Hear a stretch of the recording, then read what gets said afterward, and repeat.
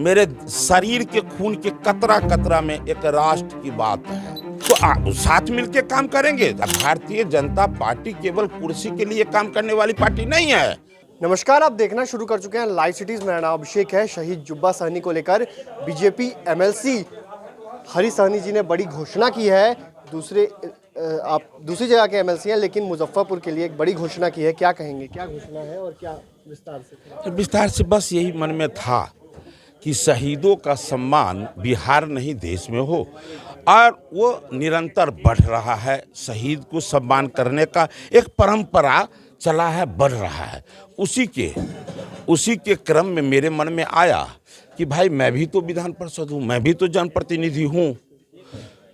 तो आदरणीय शहीद जुब्बा सहनी का घर मुजफ्फरपुर के मीनापुर चैनपुर में है, तो क्यों नहीं वहाँ पर एक शहीद जुब्बा सहनी स्मृति भवन बनाकर जुब्बा सहनी धाम के नाम से उसे विख्यात करें। ये मेरे मन में होता, जैसे परमात्मा मेरे लिए पूजनीय है, उसी प्रकार मेरे तमाम शहीद पूजनीय है जो देश के लिए कर। भगत सिंह क्या किए थे?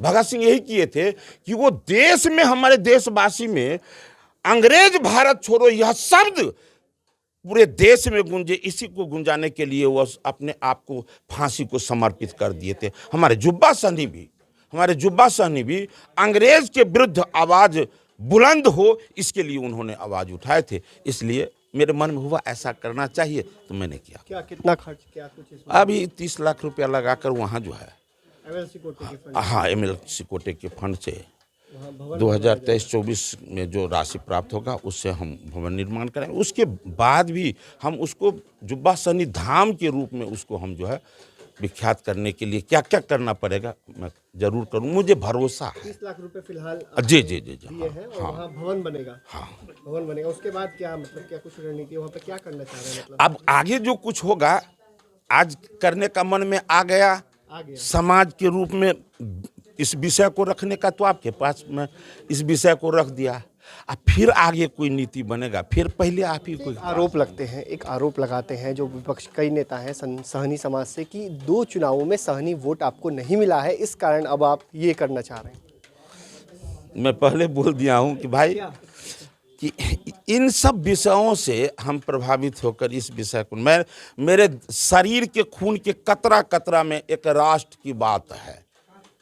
मैं उन भावनाओं से प्रेरित होकर किया हूँ। ये राजनीति में क्या कहते हैं लोग, उस भावना से नहीं। इसलिए इन विषयों का हम उत्तर नहीं दे पाएंगे, वो उतना मैं क्षमतावान नहीं हूँ। सहनी को लेकर क्या कहेंगे? मुकेश सहनी अपना काम कर रहे हैं। राजनीति में वो अपना एक अलग पार्टी बनाए हुई है, पार्टी को सबल बनाने के लिए वो काम कर रहा है। मैं जिस पार्टी में हूँ, देश को सेवा देने वाला। बीजेपी के साथ वो आते हैं तो क्या स्थिति कुछ ठीक रहेगी कि नहीं? तो आप साथ मिलके काम करेंगे। तो आपको क्या लग रहा है, भारतीय जनता पार्टी केवल कुर्सी के लिए काम करने वाली पार्टी नहीं है। भारतीय जनता पार्टी देश का सेवा वो हमेशा कहता है, मैं भी कहता हूँ, मैं बोलता भी हूँ, हमारे नेता भी कहते कहते हैं। क्या इधर आएंगे तो कुछ फायदा होगा बीजेपी को? अच्छा, एक बात कहिए, आपके साथ साथ 5 हमारे पत्रकार भाई है, 5 और जुड़ जाए तब ये विषय और दूर तक पहुंचेगा कि नहीं पहुंचेगा? आपसे पूछेंगे तो आप भी कहेंगे हाँ, तो उसी प्रकार हम भी कहेंगे हाँ।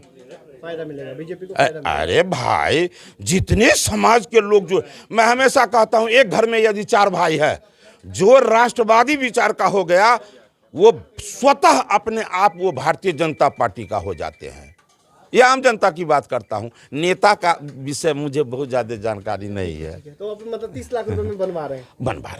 आपने सुना कि बीजेपी एमएलसी हैं हरी सहनी जी, उन्होंने कई सारी बातों को कहा। यहाँ तक उन्होंने साफ साफ कहा कि 30 लाख रुपए में वो जो जुब्बा सहनी का है वो स्मृति भवन बनवाएंगे, और साथ ही साथ मुकेश सहनी को लेकर बड़ा दावा कर दिया है कि मुकेश सहनी के आने से बीजेपी को फायदा मिलेगा। तो बने रहिए लाइव सिटीज के साथ।